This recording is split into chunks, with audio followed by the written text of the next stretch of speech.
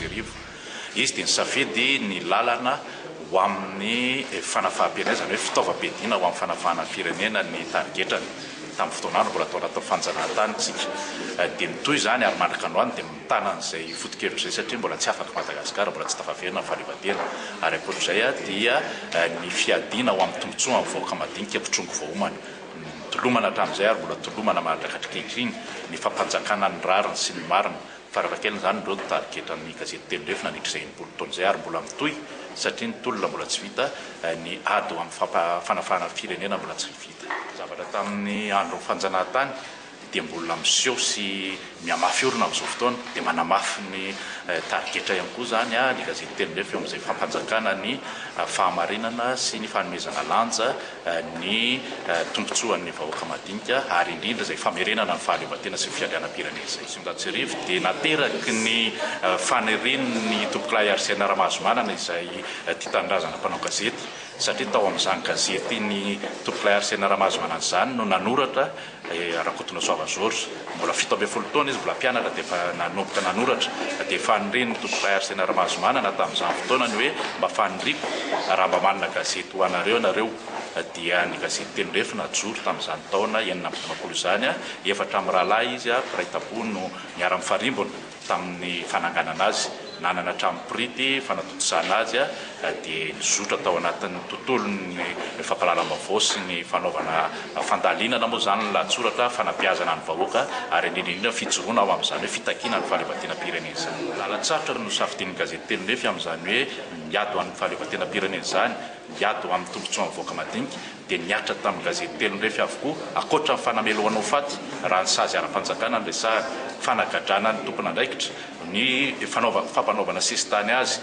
ny fandrofana ny gazety eny an-tsena sy ny fandrarana ny gazety sy voaka mihitsy ary tany amin'ny taona 2020 ny sehon'izay nyrarana tsy nahazo voaka ny gazety telo ndrefa dia namoaka ny gazety kitanamena indray ireo mpiandraikitra satria ny mpiandraikitra tsy voarara ho tsy mahazo manao gazety ary tateo aoriana moa dia nisy ireo vanim-potoana sasatsasany tsy nafahan'ny gazety mivoaka amin'ny mahendrika mahagazety azy fa boky no natao boky izay atao hoe nirakitra zavatra nanamarika ny firenena ohatra hoe tamin'ny raharara tsy mandrava taty amin'ny raharaha momba ny fanabeazana sy ny karazany dia nisy hatrany ireo boky ireo atao hoe nampiavaka raha miohatra amin'ny taloha dia ty fanjakan'ny vola ty ary raha manjaka ao anatin'ny fahamarinana sy ny rariny le vola tsy misy olana fa le vola manjaka ao anatin'ny kolokolo sy ny risorisy sy ny fahalovana isan-karazany mamevana n'ireo fahalovan'ireo dia heverina fa mbola tombon'ilay asa tsy maintsy atrehana indray koa zany ny famongorana an'izany hoe kolokolo sy ny fahalovana isan-karazany zany Rakotondrabary Dolphus izay isan'ireo ilay namorona tamin'izany fotoana mbola manoratra ary ny atao hoe tsy manoratra mivantana moa zany fa manome vaovao sy mitondra vaovao Rakotondrabary Dolphus mbola isan'ireo nanorona ihany koa tamin'izany fotoana.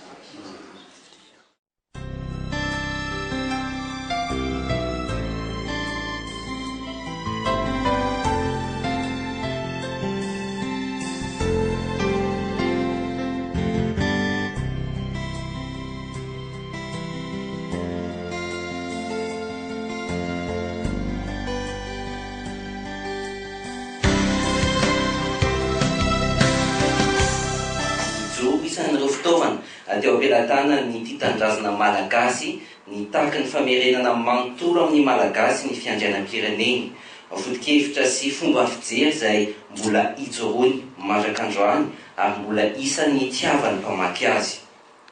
Efatra mianadahy izy ireo tamin'izany fotoana no niara nanainga ny gazety telo arivo tamin'ny Rakotondra Soavageorges izay sady nitantana no nitazona ny toerany talia amin'ny famoahana ny gazety mandrabodimandra ny telo taona lasa izay. Androany 80 taona teo aoriana mbola miara mirihary amintsika ny telo amin'izy 5 mianadahy izay niara nanainga izany gazety telo arivo izany. Androany isolotena azy ireo andray fitenenana fohy Andriamatoa Rakotondrabary Dolphus izay isan'ireo 5 mianadahy zany niara nanainga ny gazety telo arivo ny taona 1950 omena azy ny fitenenana. Lava resaka ako fa fitopitiany fotsiny le izy 5 mianadahy zany zay ny tena hikarakara nampiorina ny gazety telo arivo dia Rahamandrima Topokla Rakotonasoava George, dia Ramatovadiny izay ato.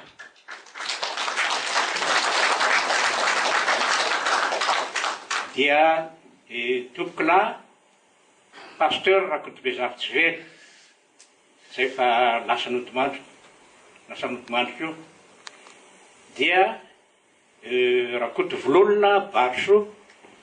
izay izy. Ary farany dia ny tenako. Ka misy fandaminana zany. Zay fa amin'ny rahalahy ny tenany andraikitra ny famoahana an'ilay gazety. Da nisy fandaminana. Izay amin'ny rahalahy mpiasa-panjakana dia nanoana ara-bola nivoahan'ny telon'efy. Ary Topokla Rakotonasoava George sy Topokla Pasteur Rakotobezafitsivery no nampiandrakelina ny gazety. Dia nandeha teny ny andro, nandeha ny fotoana, dia niara ny fanenjehana enjana ny gazety Telonorefy satria mampibaribary ny marina ary nijoro tamin'ny fitiavan-tanindrazana feno sy tanteraka. Ka dia teny nampidirina tranomaizina Rakotonasoava George, dia mbola mivoaka ny Telonorefy satria tao Rakotobezafitsivery. Nampidirina tranomaizina koa Rakotobezafitsivery, dia mbola mivoaka ny Telonorefy satria mbola teo izahay teo koa Ramatoavadiny. Dia Ramatoavadiny indray nampitanana ny gazety Telonorefy. Rehefa nitanana ny gazety Telonorefy Ramatoavadiny, dia nampiororona hoe nitaiza kely izy tamin'izany fotoana izany, dia nampiororona ampidirina ihany tranomaizina koa ianao sy ny zanako ao, fa zay tsy nirarahan'izany. Raha mbola tsara an'izao ihany ny fomba hitondranareo ny gazety io. Dia mbola teny ihany, mbola nindeha ihany indray dia nisy namana anankiray izay mpiara-miasa tao amin'ny imprimerie nampitondrana ny gazety indray fa dia noho izy miteny nitaiza kely zany Ramatoa vadiny Rakotonasoava dia ajanona. Tsy vitan'izay fa dia mbola natao ihany zay hijanonan'ny Telonorefy. Nalefa nafindra tampoka tany Mahajanga Rakotonasoava George sy Rakotobezafitsivery, mbola mivoaka ihany ny Telonorefy. Farany nafindra toerana satria mpiasa-panjakana zay. Za nakany Marivoy, izy nakany Toliara. Dia tsy afaka mivoaka tsony ny gazety nandritra ny fotoana kelikely. Rehefa mivoaka ny tranomaizina nefany ry Rakotonasoava George sy Rakotobezafitsivery, dia mbola kelikely teo dia nitoy indray ny gazety Telonorefy. Toy izay amin'ny ambangivango ny tantarako foy momba ny gazety Telonorefy. Raha mijery ny targetra na ny teny filaman'ny gazety hoe Telonorefy, ary zany ma Telonorefy azy firaisan-kina fandriampahalemana fampandrosoana. Sy filamandry zany no azo lazaina ho sakay zany gazety Telonorefy. Ary irina zotsika marobe izao mba hanana an'izany targetra zany firaisan-kina fandriampahalemana fampandrosoana. Fa raha enimpolo taona nitolomana tompoko aiza ny firaisan-kinan'ny malagasy zany, aiza ny fandriampahalemana zany, aiza ny fampandrosoana zany. Mila ezaka, mila finiavana ary mila fitiavana. Zay ny ampanteny tsoka teneniko amin'izao fahatongavana tsy le taona fa enimpolo taona zao ka dia mahery eza tokolasy tompoko vahavisany mbola ao ny tanànakareo, mbola eo ireo malagasy tia tanindrazana rehetra mbola oriananareo. Makasiraka makatelina tompoko. Antifamina lehibe ampanajara ihany koa no miarabana ny gazety Telonorefy satria asa raha fantatritsika natsy fa io gazety io no maharitra indrindra hatramin'ny sin'ny gazety malagasy, ankoatra ny gazety mpiangonana Salamteny Soa na koa ny gazety Ny Mpamangy, dia ny gazety Telonorefy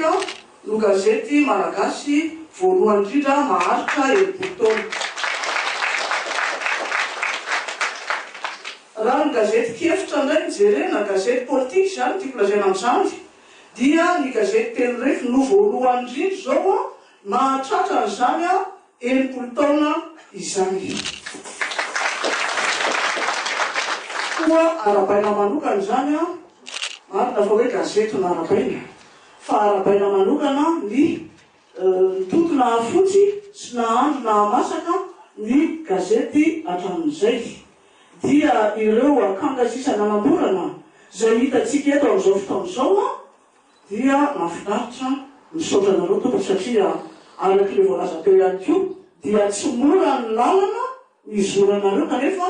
mbola mijory ianareo hatramin'izao a ka zava-dehibe zany tsy amin'ny fanaovan-gazety andy fa eo amin'ny fiainan'ny firenena malagasy indrindrindrindra.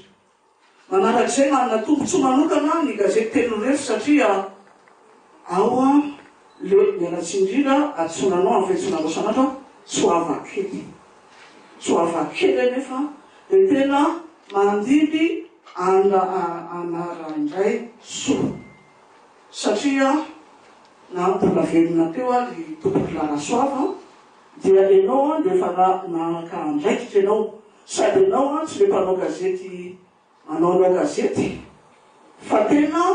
manana fiofanana manokana momban'izay dia izay a dia hitantaratra ao amin'ny gazetinareo hatramin'izay ka hatramin'izao.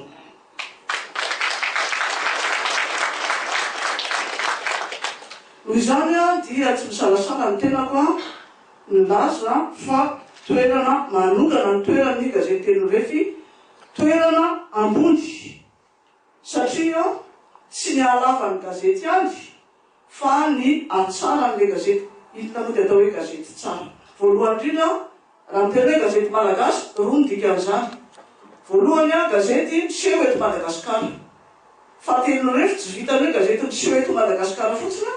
fa gazety amin'ny teny malagasy. Ary tsy vitany gazety amin'ny teny malagasy fotsiny izao fa teny malagasy voafidy sy voafatona no hitantsika ao anatin'ny gazety Telo Refy. Ka raha ohatra tsika malagasy te hianatra teny malagasy a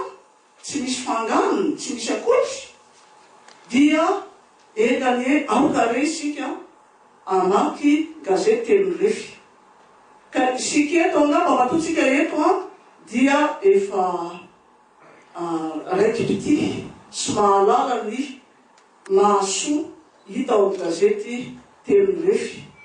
fa asa re ahoana ny fomba azahoantsika manao dokam-barotra ivelany hoe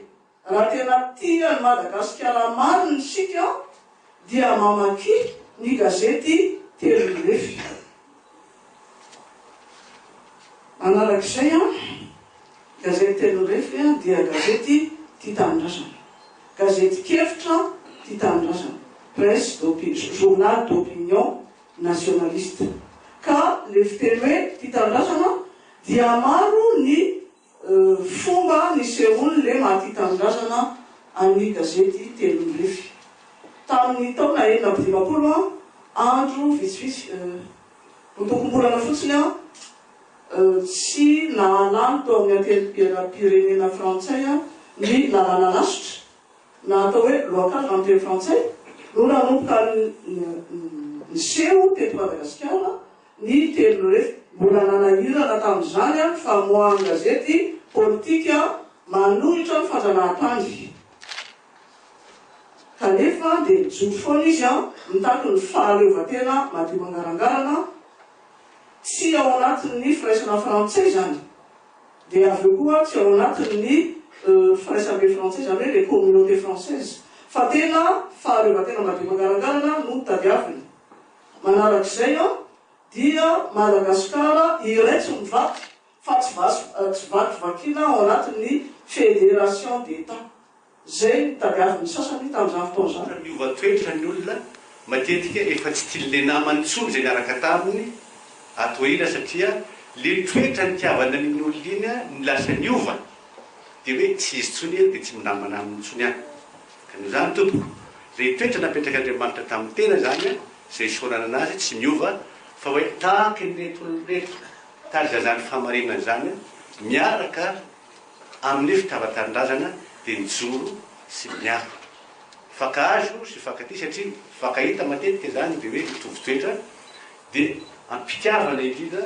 nanolorana ary tena tamin'izany fotoana zany niarovana any toropolahy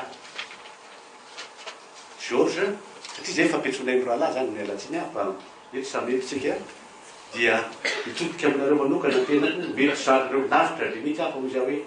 Andriamanitra renanahary sy nidrazana mombanareo tompoko tohizo zay famarinana aminareo zay mitaksinay mandrikariva zay nandranay so tena loatra izy ary nandray anjara feo mihitsy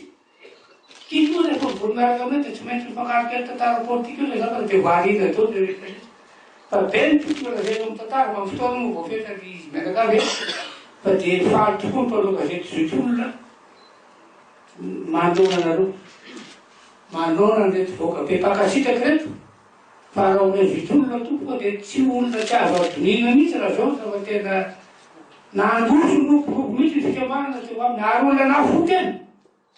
nafo volamikare ary tena nafiso taminay mihitsy zany hoe fitavatanindrazana zany ko zay ny hoe raha izy menakavy tompoko laso tompoko vavisany fa dia miaraba anareo eto amin'ity toerana ity zay mbola tadidiko tsara fa dimapolo taona lasa tetiko ny mbola natao mbola teo tsara tompoko raha tamizay dia miaraba manolotra miaraba feno zay tompoko mba fitiavana anareo mpikarakara any gazety telo nirety mba hoe naverina manrakariva tompoko soda tompoko soda tompoko ka rehefa tamin'izy 7 taona mpianatry Ambohimanoro dia efa nanokatra soratra izy manao poezie dia ny namany moa ny tena misy imprimerie nisy gazety mivoaka etsy Ambanietsy fa mba atero eny hoe sao dia mba mivoaka ny lahy soratra ataonao dia araka ny fitantarany taminay dia misy mivoaka ozy izy ary misy tsy mivoaka zay aloha zany no netombonina noratany mikady dada tamin'izany dia mamanay mihitsy ny antso azy avy ampio zay fa tsy maintsy nandeha ny gazety tia ny AFP exploitenareo fa dia mba ampio izahay zany no niarahany George zany dia George manzata dia tsy maintsy izay ihany George sy Mariety any dia rehefa aveo tonga indray ny fotoana izy indray no nigiady nisy zavatra mba nanoa anazy ny dadaray dada no nandeha nitsena azy no nivoaka avy eo tanimorika izy dia zao no teny ny dada taminy arabainy sy efa nazo diplôme zay no natonga diplôme zay zany no zavatra tadidiko fa alokelin'izay alony enipombony le telo no refy dia efa nitety dada rehefa mivoaka ny tanimora hoe ianareo tiako mba hanao gazety ny ray aminareo reo reo ankizy mpanoratsy roatsy amin'le gazety zay dia eny tokoa fa nanosoratra ny telo no refy tsy nabelany raha tsy hitany le toerana tonga tany izy nanampy sy nanolotra fanampita zay angamba ny fohifohy azoko lazaina sy ny faneraserana izy dada dia mbola mitovy faneraseranay ny any lazaiko dia tia tanindazana George enganeny mpanao politika tia tanindazana loatra azy sotatita managariva amin'ny gazety telo no refy eto ireo sakaiza niara-gira ireo zoky mpitaridalana teo amin'izany tontolo ny fanaovany gazety izany nidikan'izany mitohy ny tantara ary isika voromaro manatrika hitondra amin'izao tsingeritondra fa 90 ny gazety telo no refy zao dia samy mitondra ao anatintsika tsirairay avy ny ampahatantara nyity firenena ity ary nanana anjara amin'izay nanalifiantsika tsirairay avy teo amin'izany fanorenana ny fiainan'ny firenena izany tamin'ny endrika sy ny fomba samihafa voalohanteny dia fisaorana n'Andriamanitra noho ny fananana izao fotoana manokana izao, tsy anaovana ny maty ho maso voatototany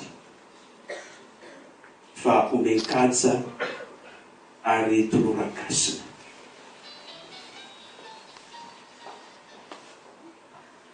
Fa ny lasa sy ny tantara zay tsy ahivona ietona no tongotry ny ankehitriny, ary ny ankehitriny kosa no tohotry ny ho avy. Sarona eto andalatsoratra anankiray amin'ny mpanoratra malagasy anankiray manao hoe: moangina vany fo, tsy alokatra ny rakiny, tsy amelatra ny boky ahitana izany vakiny. Samy nambosaka ny apahapahatserovana tamin'izay ny fampizarana tamin'ny fianakaviana telo norefy isika teo. Ary zany manampirofo fa lasa mitaranaka teo aloha fa mijoro sy manohitra ny kosa ny taranaka ankehitriny. 50 taona ny gazety malagasy. Ray janoary 1990 no voahan'ny gazety malagasy voalohany dia ny gazety Teny Soa Analan'andro, izay gazety ny nisiona tamin'ny fotoanandro. Mpamakilay ary nitohizany ireo tadimorina rehetra, ary nanana anjara tamin'ny fanoratana ny tantarany gazety malagasy. Efa ho manakaiky ny antsasaky zany 20 taona lehibe zany ny gazety Telo Norefy. Koa amin'ny fifaliana, amin'ny faravoravoana tokoa no anehoana etona ny fiarabanana fianakaviana Telo Norefy, izay tongotso izao tsingerin-taona lehibe dia lehibe izao, ary izay mariako manokana amin'izay mba tsy saron'ny tena tamin'ny fiarahana tamin'ny rapotona Soava George, fonony tena mbola toniany ny lahatsoratra tao amin'ny gazety Maritso Riavavolombelona tamin'izany fotoana izany. Anisan'izay tsy saroko manokana ny fahasarotam-piaviny zany lehilahy zany, araky ny voatsiata lehibe-ndoany ny amin'ny fijoroana amin'ny fahamarinana eo amin'ny fanaovana gazety, ary indrindra ny fahasarotam-piaviny amin'ny fahamarinana sy ny fahadiovan'ny teny malagasy. Zava-dehibe zany tompo. Ary tao anatiny zany 50 taona nisy ny gazety malagasy izany, ary nananantsika 90 taona tamin'ny Telo Norefy, dia fandraisana anjara lehibe tamin'izany fiarovana ny fahamarinana izany sy ny fahavelomana ny teny malagasy, izay fitaovana sarobidy men'Andriamanitra antsika hoentina mifampandroso. Ary reto taranaka mandimy ankehitriny dia mbola manohy izany fotokevitra, fijoroana amin'izany fotokevitra izany. Mafantana ihany mety ho vesatra sy ny fatopatoka ateraky zany, fa ny gazety Telo Norefy dia mijoro ny fotokevitra amin'izay maha izy azy, ary verina fa zakanareo tsara tahaka ny zakan'ireo ray aman-dreniteko. Efa tafiditra mihitsy ao anatin'ny ranony taranaka ankehitriny zany. Fa raha mahatsiahy isika izany tantarany gazety Telo Norefy zany, ny amin'ny sazy, ny amin'ny fanaofana, ny amin'ny fanagadrana, dia mahatsiaro aheto ny afatry tompokolahy Josepha Rakotonyray tamin'ny Alay Arjona, ary averimeritry matetika foana manao hoe izao ny teniny Josepha Rakotonyray tamin'ny Alay Arjona: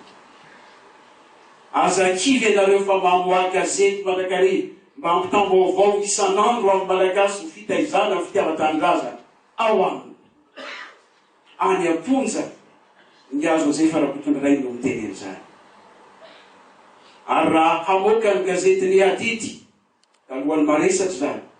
Rigara Alay Arjona tamin'izany fotoana zany, dia nivady ny tompokolahy Josepha Rakotonyray ny natao tale, saingy rehefa mitinihana dia misy lafiny tsy mamety azy satria raha voanivoaka indray mandeha fotsiny zany gazety zany dia efa nanambana le voasambotra sady hosamborona sady raha matovady josefamitondray dia misoloy Ramatoa Juliette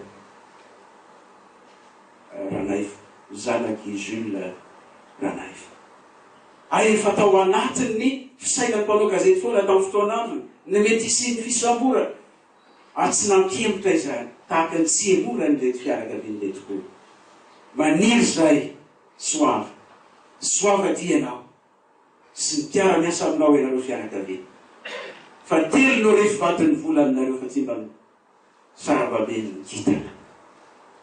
eo amin'ity tontolo fanaova gazety ity. Soava dia ianao.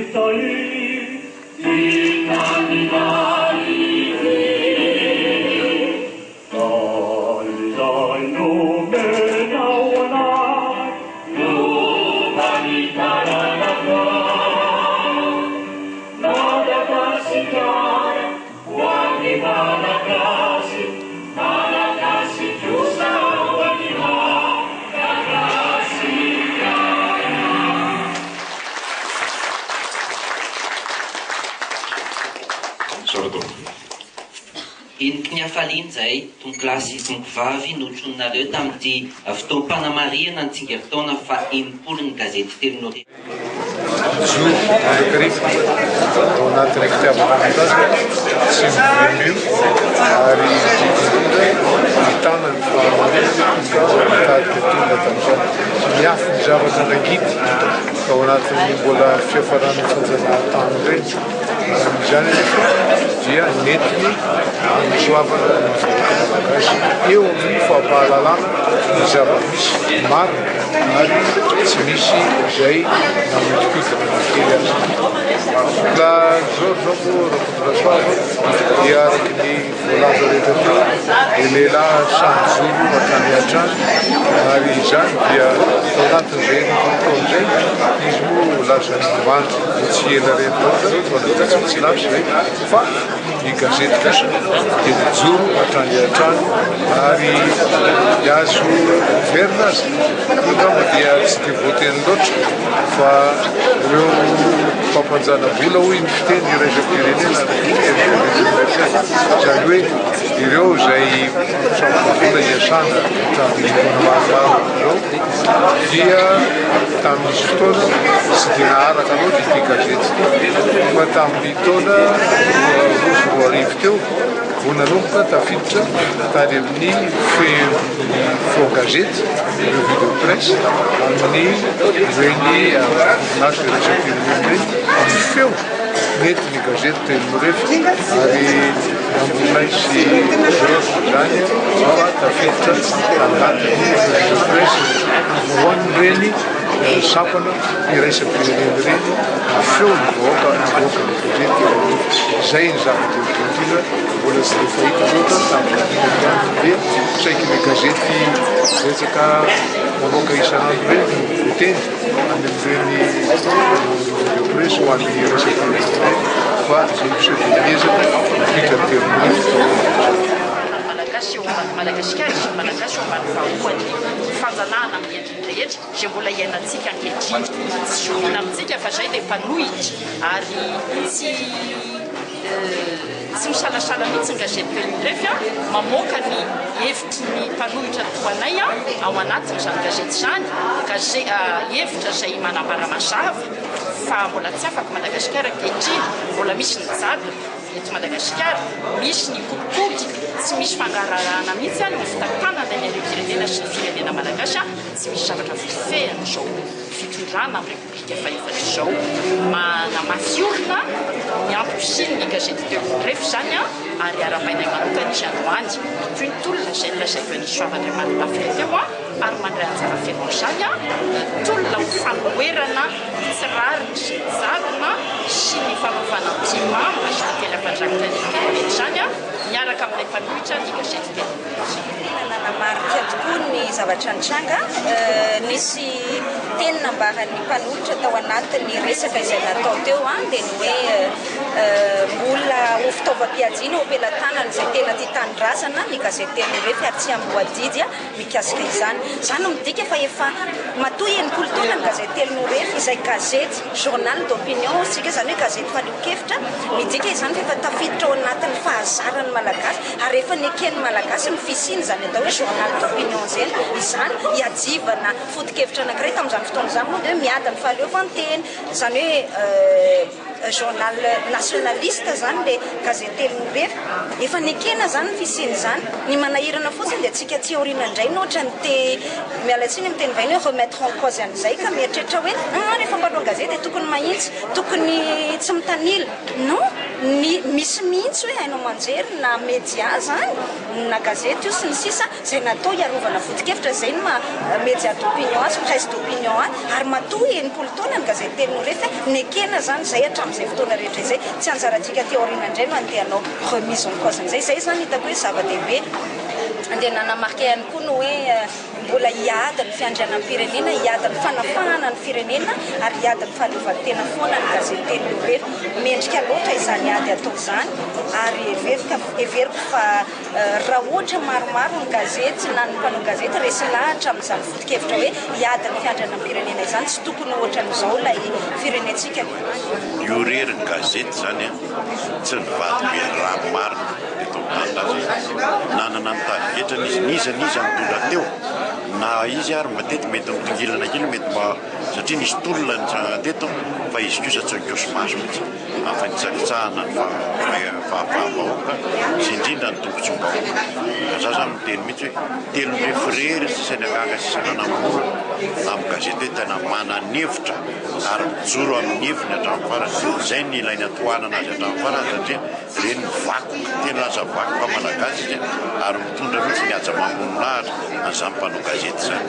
satria zany tena tokony izy mpanao gazety tsy mivily lalana tsy mety vidiana fa mijoro zay nisorako ny teolondrefy mihitsy satria zava-tena lehibe tariketra hoetiny arengany tsy faty zany tariketra zany hatramin'ny farany ary mbola alainy satrany ohatra mpanao gazety maromaro satria fividianan'olona sy fividianana mpanao gazety dia tena maresaka zay ny tokony mba mieritreritra daholo ny amba hoe aleo mba mijoro amin'izay indrindra ho an'ny tombontsy ho avy ny firenena tokony misy firaisan-kiny indray mandeha eto amin'ny tanindrazana teolondrefy efa mitarika izany io mba finaritra samy manaraka ny heviny daholo amin'izay mba mametraka satria rehefa mahamenatra no misy eto Madagasikara